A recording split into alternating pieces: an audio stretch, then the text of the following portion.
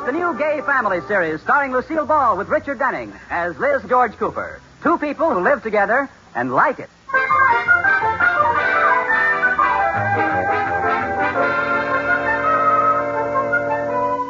In every marriage, there is one member of the weaker sex and one of the stronger. The stronger member does the protecting, looking after the frailer, more delicate partner.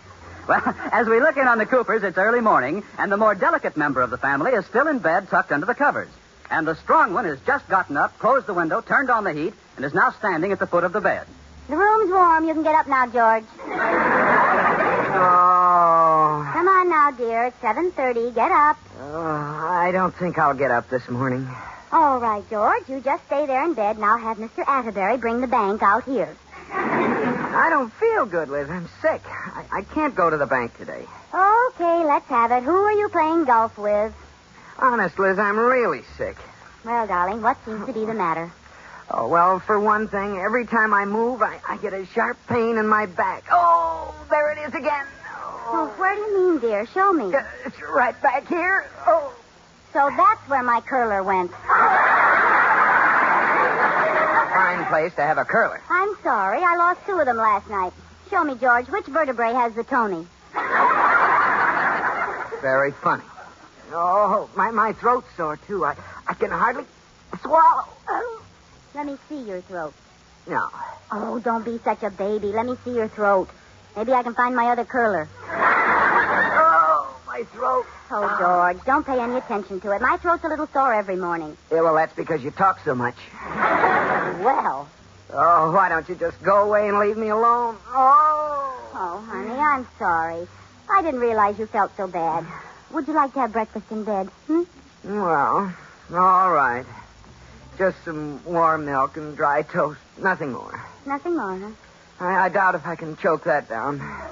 Well, you stay under the covers and keep warm. I'll go see about your breakfast. Oh, I feel awful. Katie! Good morning, Katie. Good morning, Mrs. Cooper. I'd like a tray to take up to Mr. Cooper. Well, is he sick? Yes, he's deathly ill and may be gone before I get back upstairs. Oh, he's got a little cold, huh? Yes.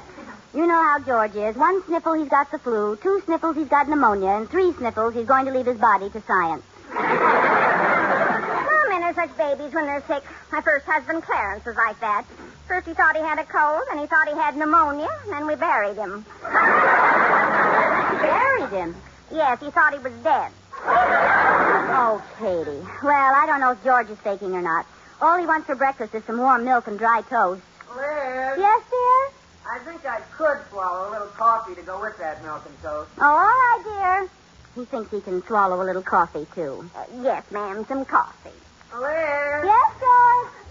Maybe I could force down a little bacon with that coffee and milk and buttered toast. How'd that toast get buttered? All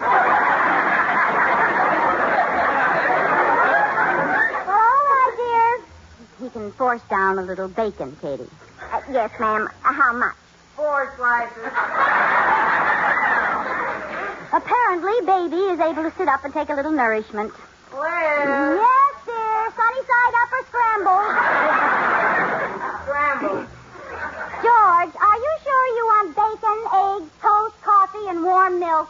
Aren't you too sick to eat all that? Yeah, you're right, I am. You better forget the warm milk. I thought so.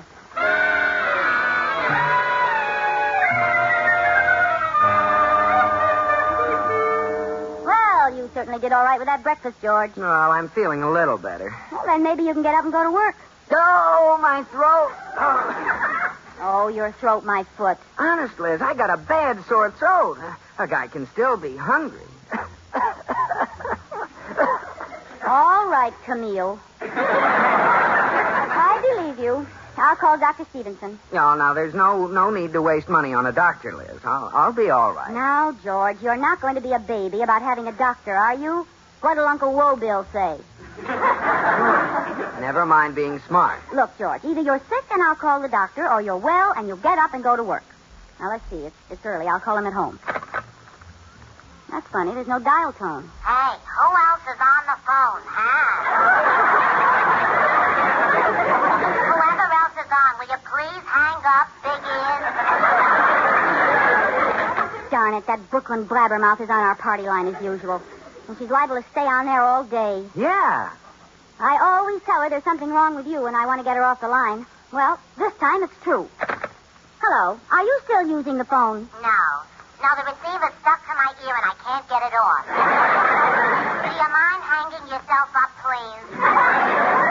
Look, let me use the phone for a minute. It's an emergency. Always with you, it's an emergency. What is it? Were you touching up your hair and ran out of mercurochrome?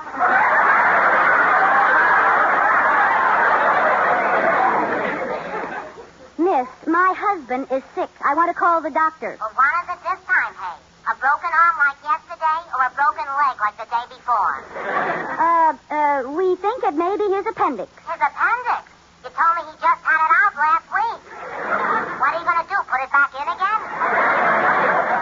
Or have you got it on a string like a yo-yo? Look, I'll ask you once more. Will you let me use the phone? I have an important call to make. Well, I happen to be making an important call myself. I don't hear anyone else on the line. Naturally. I haven't decided yet which important call I'm going to make. Oh. I'll be right back, George. I'm going next door and call the doctor.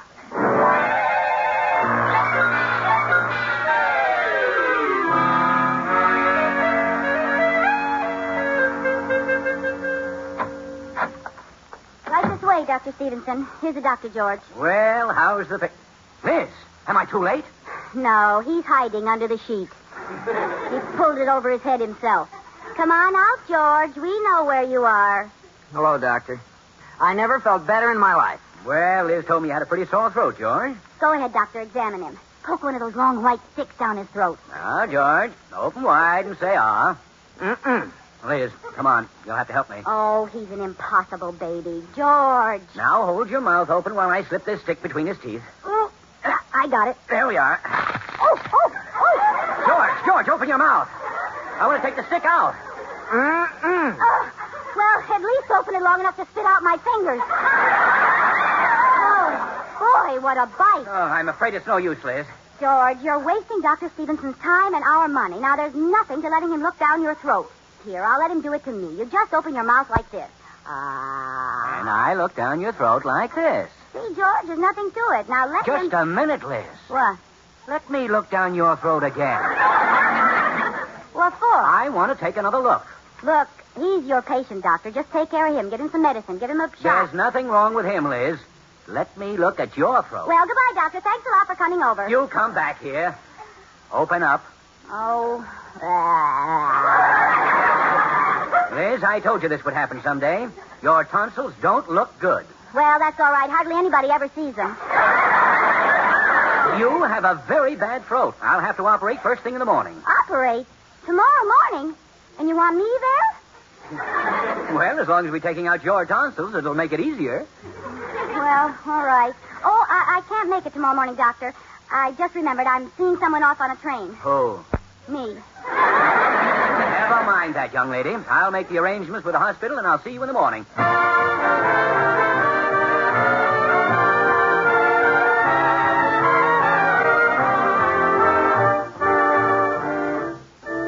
Liz is going to the hospital this morning to have her tonsils out, and we find her in surprisingly gay spirits. Liz, I thought you were going to pack. Why are you sitting on the edge of the bed staring out into space? We'll be late. I was just thinking, George. I've had these tonsils all my life, and this is the first time they've been bad. I ought to give them another chance. They mean well. Now, stop that. They're coming out this morning. Oh, you're so brave with my operation. Would you mind leaving the room, George? I'd like these last few minutes alone with my tonsils. Now, cut it out. Oh, don't say that in front of them. Are you going to pack, or shall I pack for you? I'll pack. Let's see, I'll take my, Oh, dear. Call the doctor. I can't go to the hospital today. Why not? I haven't got a thing to wear. Now, Liz. But, George, all I have is that old bed jacket I wore last year when I had my appendix out, and all the nurses have seen me in it. Pack it. Oh, it's so old. I wouldn't be caught dead in that. Oh, what a thought. Now, don't worry about how you look. They'll give you the latest style in hospital gowns. Oh, keen. A stunning gown of white muslin cut fingertip length with a bare back riff. Come on, quit stalling. I'm not stalling, George. Honest, I'm dying to go to the hospital. Oh, I said it again. Liz, the longer you sit around brooding, the worse it'll be. Now let's go. No, I'm not going to move until you call Dr. Stevenson. Well, why not?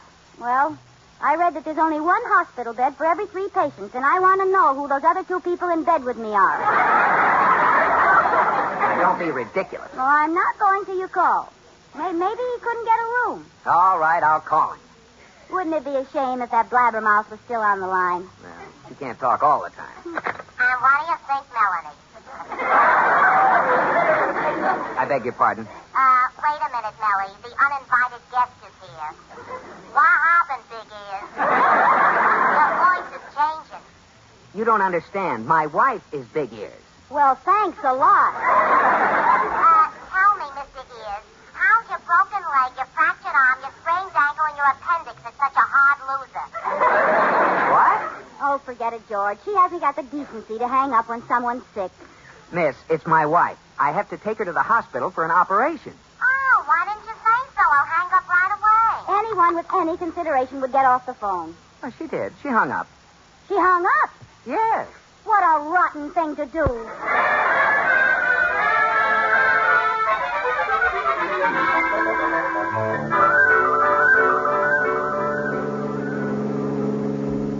George, don't drive so fast. I'm getting you to that hospital. We're late.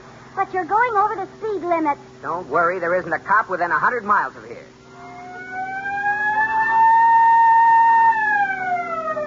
No cops, huh? What a mess. This is going to make us later than ever. Pull over the curb, buddy. George,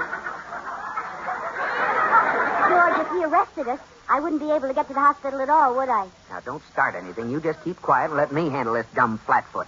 Well, I am terribly sorry, sir, but I think I can... Oh, don't try to alibi, George. Officer, we were speeding. Do your duty and take us to jail. Liz. I'm not going to take you to jail, lady. All I do is give you a ticket. For hit-and-run driving? What? Officer, she doesn't know what... I can't stand it any longer. This running away, this hiding from the long arm of the law. Why do you think we were speeding, officer? This is a hot car. Oh, it is? And not only that, but you'll find the real owner stuffed in the trunk. What is it, pear-shaped? Officer, she's hysterical. I'm taking her to the hospital for an operation. That's why I was speeding. Oh, well, in that case, go ahead. Oh, thanks. Well, George, I guess you were right when you said you could handle this dumb flatfoot. Huh?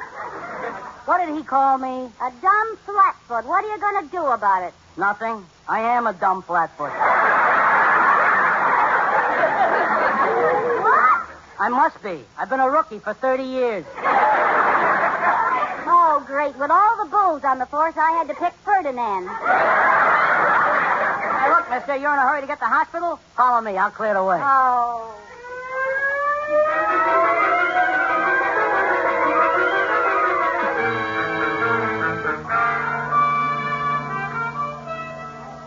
All right, Mr. Bunker. Take room 602. Your doctor will be up in a minute. Now then, what can I do for you? Oh, nothing. We're just browsing. Dr. Stevenson made arrangements. The name is Cooper. Oh, yes. Tonsillectomy? No, Elizabeth. Liz. The name is Mrs. George Cooper. I'll handle this, Liz. You'd better go up to your room. You're a little nervous. I am not. I'm not nervous at all. Well, you go on up to room 506. But before you go, just sign this application here. What's there to be nervous about, for heaven's sake? There you are. Oh, just a minute. Is this your signature? Mrs. George Tonsil? Oh, well, I guess I am nervous. It isn't every day I have my Coopers out.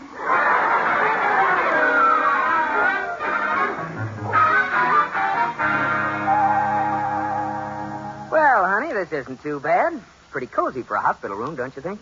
Yes, it's nice and cheerful. Gray walls with a black trim. Now you're going to be fine. And you've got a nice roommate, too. You'll keep an eye on her, won't you, Mrs. Benson? Now, don't worry. I'll keep her spirits up until she goes. Until I go? Oh, to the operating room. And I'll be waiting for her if she comes back. Tell me, Mrs. Odell, how's Digger these days? Well, my name is Benson. Oh. Yeah, she means well, Liz. How's the bed, honey? Comfortable? Oh, yes, soft as a feather. see? Well, it's healthy to sleep on a hard mattress. Oh, sure. You want me to crank up the foot of the bed a little higher? No, thanks. It's all right. Don't bother. Oh, it's no bother. Don't fight it, dear. Visitors will crank your bed up every time. Say when, Liz. Well, that's fine, George. Thank you, George. When, George? Are your legs too high, dear? No, I always lie with my head between my knees like this. There, that's better. Mrs. Benson, would you like me to crank you up? No, thanks. I've had my handles removed. I always do that. Once someone cranked me up too fast, and I got a bad case of the bends. Well, okay. I'll be right back, Liz. I'm going to see if I can find Dr. Stevenson anyplace. All right, George. What are you in for, Mrs. Benson? No, I'm just here for my yearly checkup. I have one every 6 months. A yearly checkup every 6 months? How come? That's how sick I am. Oh. Well, what did they find? Nothing, darn it. Oh, these doctors. I know I have something terrible wrong with me, but they can't find it. I should have that trouble.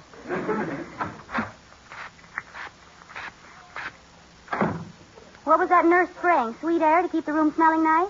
Oh, no. That's a special concoction they spray every half hour to keep the place smelling like a hospital.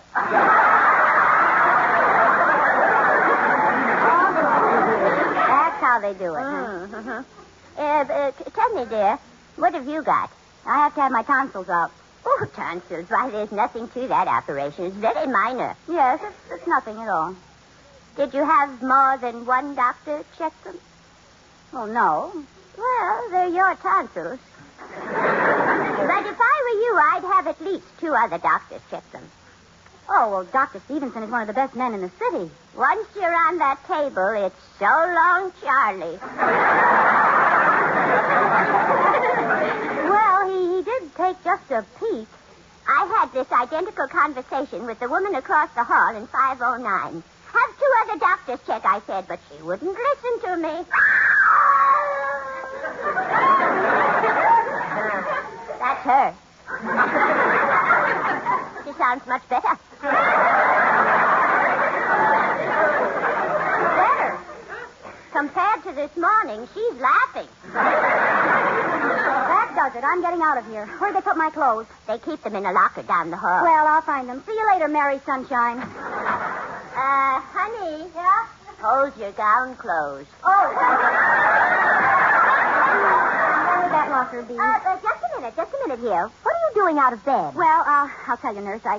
Being in bed all day makes you want to sort of get up and jump around. Yes, well, you shouldn't be jumping around in your condition. Now, you go right in there and get back in bed. Oh, wait a minute. Not in there. That's the wrong room. No, it isn't. You're Mrs. Johnson, aren't you? No, I'm, is Mrs. Johnson having her tonsils out? No, Mrs. Johnson is almost ready to go home. Shake hands with Mrs. Johnson. You're certainly acting funny. I'll have to ask your regular nurse about you. Oh, well, I'll be all right now. Oh, good. Now, get in bed. Yes, there we are. Now, I have a visitor for you. Oh, wait a minute. I don't want to see any visitors. Oh, nonsense. I'll bring him right in. Oh, great. If it's Mr. Johnson, he's going to have a surprise of his life. Here we are, Mrs. Johnson. Here he is.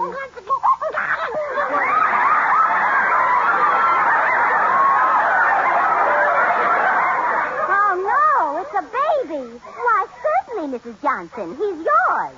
Well, take him away. Why? Well, they shouldn't allow a little baby like that in the hospital. It might catch something. Oh, we're very careful.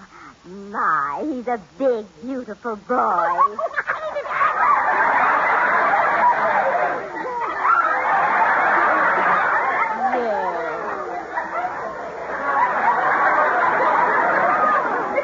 And his hair is red, just like yours.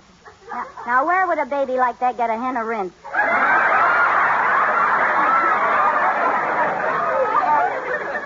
Tell me, Mrs. Johnson, does he look like his father? You got me. Well, here, take him. I don't want him. Why, Mrs. Johnson, he's been lying in the nursery all day, and now he wants to come to you for a change. Well, why didn't they do that before he left the nursery?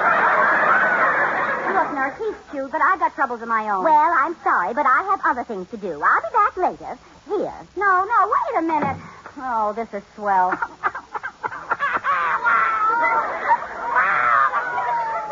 You think you've got troubles. I have to convince George that you're a tonsil.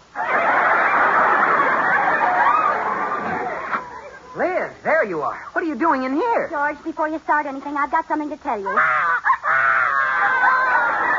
Liz, a baby?